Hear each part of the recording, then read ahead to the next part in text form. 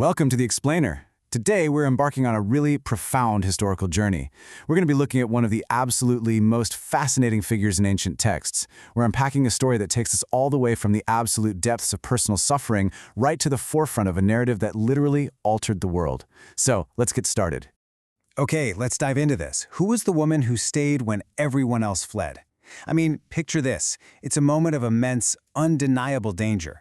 Pure self-preservation is causing massive crowds to just scatter into the shadows. And yet, the historical accounts tell us that one figure remained completely steadfast. Today, we're using our source materials to piece together the identity and the incredible legacy of Mary Magdalene. Part 1. The Beginning and Mary's Suffering. As you'll see, this heroic journey actually starts in a place of really deep darkness. Our sources introduce her as Mary of Magdala. Now, Magdala was actually this wealthy, bustling fishing town right on the Sea of Galilee. But her early life there, well, it was marked by anything but prosperity. The historical texts describe a woman who was completely overwhelmed by a severe, debilitating condition. She was essentially trapped in extreme agony. Now, what's really interesting about this slide is that the ancient accounts specifically say she was freed from 7 demons. To put that into perspective in historical context, the number 7 usually denoted completeness or extreme severity. So today, scholars widely understand this phrase as a description of a severe mental disorder or some kind of deep spiritual trauma. Her freedom from this intense, relatable suffering became the ultimate catalyst for everything that followed. Part 2. The Turning Point and Healing. Let's look at the massive turning point of this whole narrative. And this brilliantly illustrates just how dramatic that shift really was. Actually, scratch that. It wasn't just a minor improvement. It was a total, absolute transformation. She went from a past completely defined by pain, turmoil, and severe disorder right into a totally new reality of profound peace and stability. The source material really emphasizes this healing as a definitive, life-altering shift from absolute chaos to a very grounded existence. So think about it. What do you actually do when you experience that kind of life-changing healing? Well, you don't just sit on the sidelines, right? Mary became a close, deeply dedicated follower of Jesus. But even more importantly, she was an active participant. She stepped right up, serving and helping alongside a really dedicated group of women who essentially became the operational backbone and support system of this early community. Part 3. Steadfastness in the hardest times. This guides us right into the absolute most difficult and dangerous phase of the historical account. During this escalating crisis, 3 core attributes really defined her character. First, she showed extreme loyalty. Second, an unshakable steadfastness when times were, frankly, terrifyingly hard. But third, and this is absolutely crucial, she maintained proximity to the important events. She didn't retreat. She positioned herself right at the epicenter of the unfolding historical drama, proving her immense courage when it mattered the most. To really grasp the magnitude of this courage, just think about the stark contrast happening here.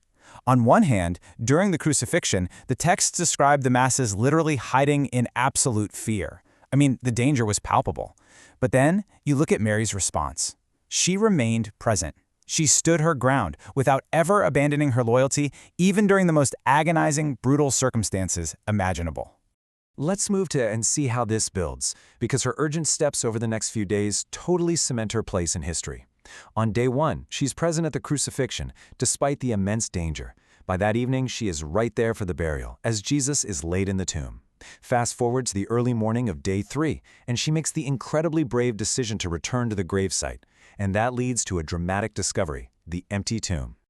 Part 4. The Apostle of the Apostles. Let's introduce her monumental legacy.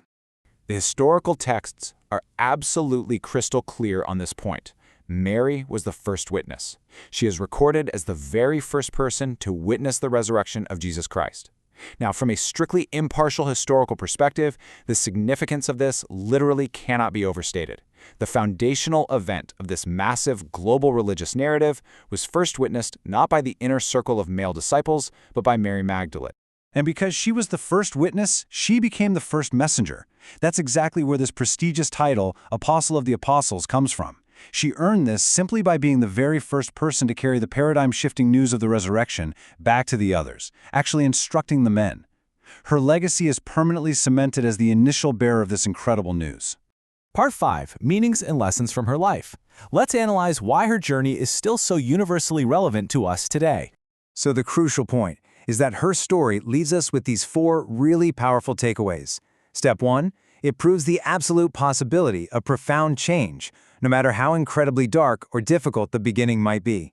Step 2, it shows the immense power of faith to completely transform a human life. Step 3, it serves as a total masterclass in loyalty during terrifying times. And finally, Step 4, her narrative undeniably highlights the prominent foundational role of women in major historical events. Our source material actually encapsulates her ultimate transformation with this beautiful summary quote. It states she is a living example of the transition from suffering to light and from sorrow to hope. I mean, wow, it's just a perfect summary of her true journey, going from the deepest agony to becoming the brightest beacon of a brand new movement. I want to leave you with this final, really provocative thought as we wrap up today's explainer. How does her enduring story reshape our understanding of the profound impact women had on ancient history? You know, when we look at the structural evidence and the source accounts, we see that women weren't just in the background. They were essential witnesses. They were the first messengers. I really hope this has sparked your curiosity to look a bit deeper into this.